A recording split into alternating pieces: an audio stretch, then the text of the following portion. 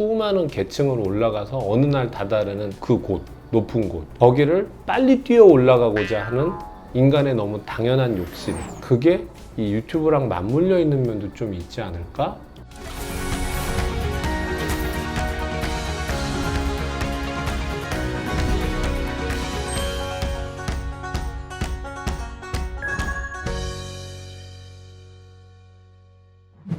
제가 유튜브 처음 시작할 때 뭐 하셨는지 혹시 아시나요? 야동했었거든요. 야구 동영상 그 굿사이트 TV의 어떤 운영자였는데요. 사회인 야구 선수들하고 은퇴한 프로야구 선수들하고 이렇게 챌린지 하는 거였는데 많은 관심과 그 투자에도 불구하고 거의 폭망했죠. 그때는 제가 좋아하는 얘기를 이렇게 유튜브에 담고 싶었는데 제가 좋아하는 거를 남들이 좋아해 주는 건 아니더라고요. 실제로 유튜브에서 중요했던 거는 도움되는 얘기를 하는 거였던 것 같아요. 제가 좋아하는 거를 얘기를 하는 게 아니라 여러분들한테 필요한 얘기하는 거.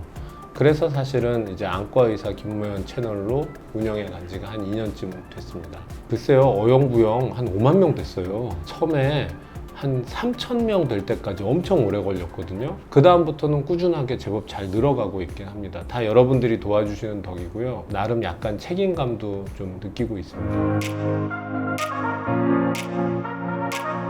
제가 이제 의과대학 학생들한테 의사 유튜브의 어떤 채널 운영에 대한 거를 강의를 하게 된 일도 한번 있었습니다. 그런 거를 하면서 최근에 어떤 사회상과 이렇게 맞물려서 하고 약간 고민스러운 게 하나 생겼었는데, 어떻게 보면 기득권이라고 말하는 굉장히 많은 사다리를 올라가서 수많은 계층으로 올라가서 어느 날 다다르는 그 곳, 높은 곳, 거기를 빨리 뛰어 올라가고자 하는 인간의 너무 당연한 욕심, 그게 이 유튜브랑 맞물려 있는 면도 좀 있지 않을까? 라는 생각이 좀 들었어요.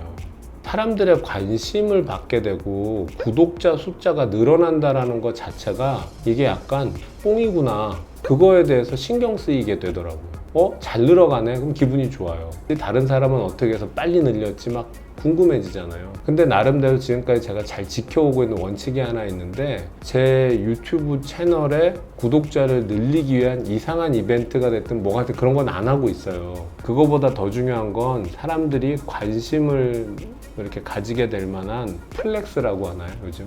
예, 그런 유튜브들도 봤는데 뭐 이렇게 해서 하루에 1,000만 원 술값 써봤습니다, 뭐 이런 거 가지고 이렇게 자극적인 썸네일을 올려가지고 구독자 또는 조회수를 올린다든지, 의사의 사생활 어쩌고 해가지고 호사스러운 라이프 스타일에 대해서 보여준다든지, 그런 부분들에 대한 거는 저는 하지 않으려고 해요. 앞으로도 안 할 생각이고, 그거는 제 어떤 사생활 노출의 문제가 아니라 이런 채널이 가져야 되는 어떤 최소한의 사회적 책임이라고 해당하는 거라고 생각을 하거든요. 제가 그거를 이제 우리 후배들, 어린 학생들한테도 자꾸 얘기를 합니다.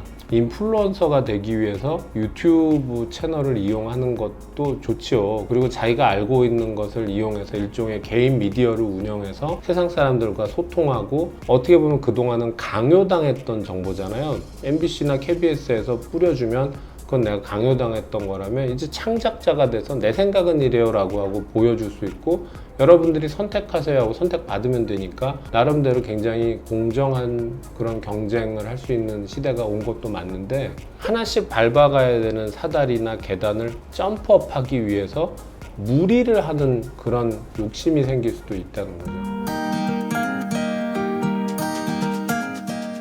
근데 그렇게 되면 글쎄요, 많은 분야에선 그게 성공적일 수도 있어요.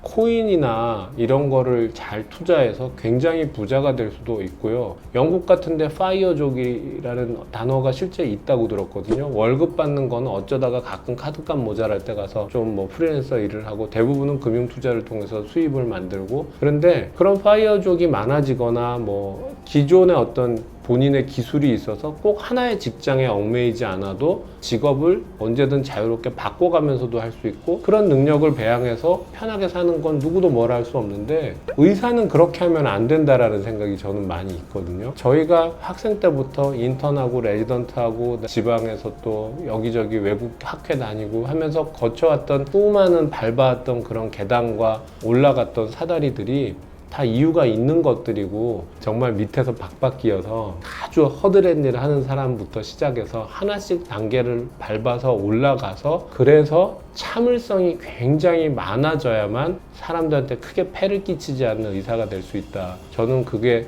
후배들이 꼭 알아야 되는 일이라고 가치라고 생각을 합니다. 그래서 의사가 하는 유튜브는 한 방에 확 인기를 끌기 위해서 자극적으로 너무 황당한 얘기들을 해대거나 사람들의 관심을 끌어모으기 위한 셀럽 라이프 같은 거에다 초점을 맞추는 것보다는 담담하게 자기가 잘 아는 것들에 대해서 공정하게 오해 없도록 정보 전달에 치중해 주었으면 어떨까, 그런 얘기들을 후배들한테 제가 많이 합니다. 이벤트를 해보면 어떨까라는 당연히 제안이 오지 않겠습니까?